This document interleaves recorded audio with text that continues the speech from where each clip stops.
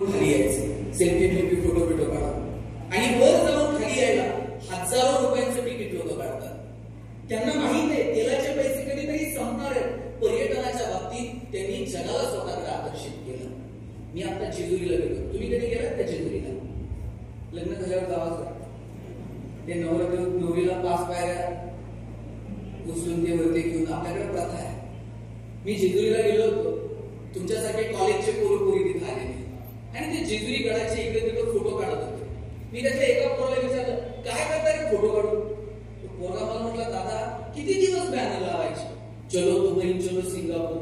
म्हटलं मी दुबईत बॅनर लावणार आहे. चलो जेजुरी. दुबईतली लोक जेजुरीत आणतो का नाही बघा. आणि म्हणलं आणून काय करणार?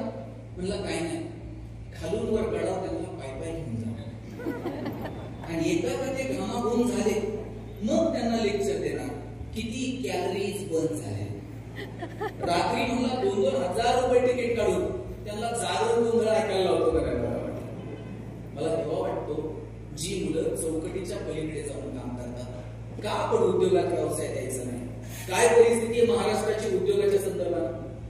टायरवाले केरळचे, किराणा व्यवसायात पटेल, हार्डवेअरची दुकानं बोरींची, बांधकाम व्यवसायात यूपीचे लोक, गवंडी सगळे बिहारचे, सुतार कामात राजस्थानी, हॉटेल सगळी दक्षिणात्यांकडे, चायनीजच्या गाड्या पूर्वांचलचे तरुण चालवतात. आपली पोरं कुठं? बरं झालं संविधानाने यांना अधिकार दिलाय, कुठे जातील, कष्ट करतील, पोट भरतील. आमची पोरं फक्त नोकऱ्यांच्या रांगांमध्ये उभी आहे आणि त्यात पोरांची चूक नाहीच आहे. पालकांनी त्यांच्या मनात इतकं बिंबवलंय, नोकरी कर नाहीतर तुझं लग्न पण होत नसतं.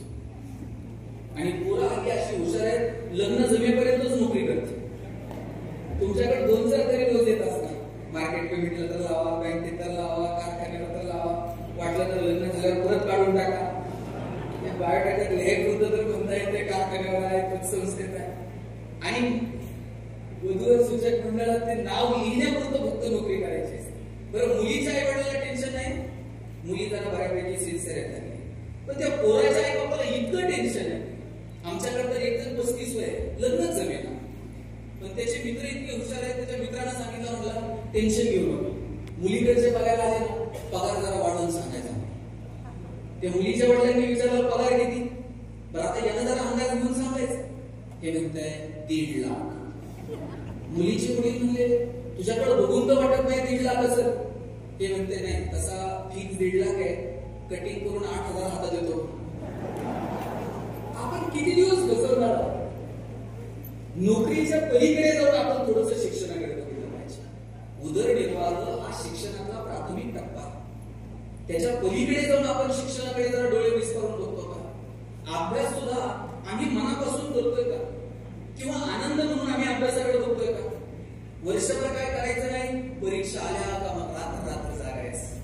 मग शिक्षकांच्या मागे लागायचं, जरा IMP क्वेश्चन सांगा, व्हेरी इम्पॉर्टंट क्वेश्चन सांगा. मग मागच्या 5-10 वर्षांच्या प्रश्नपत्रिका चालायच्या. मग कोणते क्वेश्चन सातत्याने रिपीट झालंय ते जरा शोधायचं. मार्कांची बेरीज वजाबाकी करायची आणि मग अभ्यास करायचा. मग सगळंच मार्कांसाठी. शिवाजी महाराज 4 मार्काला, संभाजीराजे 5 मार्काला, तुकाराम महाराजांचा अभंग अवघड आहे, ऑप्शनला टाकून म्हणजे त्याच्याऐवजी दुसरं काहीतरी वाचू. परवा तर 10वीतला एक पोरगा मला भेटला. मला म्हटला, सर या वर्षी मराठीच्या पेपरला ज्ञानदेव पडणार आहेत का तुकाराम पडणार आहे? मी म्हटले हे पडतील कसे? त्यांनी महाराष्ट्र उभं केलं. सगळं कसं मार्कांसाठी असेल? थोडस मार्कांच्या पलीकडे जा.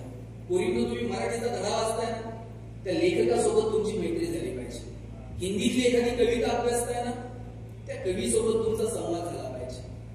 तुम्ही भूगोल अभ्यासताय ना, अक्षांश आणि रेखांश डोळ्यासमोर दिसले पाहिजे.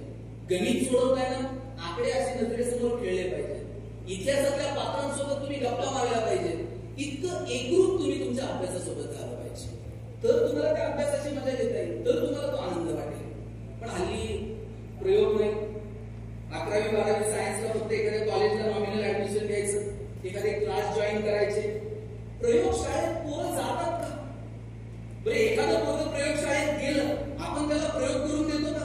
हे चंचू पात्र फुटतंय तेवढंच आपल्याकडे लिटमस पेपर सांगताय.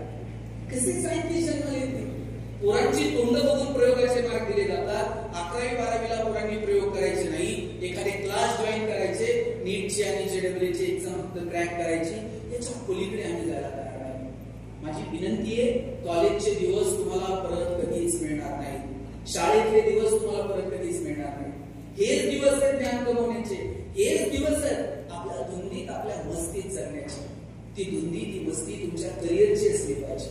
काळ आणि वेळेनुसार जर तुम्ही बदलला नाही, तुम्ही मार्केटमध्ये टिकू शकणार नाही. दादा कॅमेरा कोणत्या कंपनीचा आहे? सोनी. आता मोस्टली सोनी, पॅनासॉनिक, निकॉन. आता कॉडॅकचा कॅमेरा पुढे दिसतोय का? आणि एक जमाना फक्त कॉडॅकच्या कॅमेऱ्याचा होता. हे पुढच्या रांगेत जेवढे बसलेत ना, याचे सगळ्यांचे लग्नाचे अल्बमचे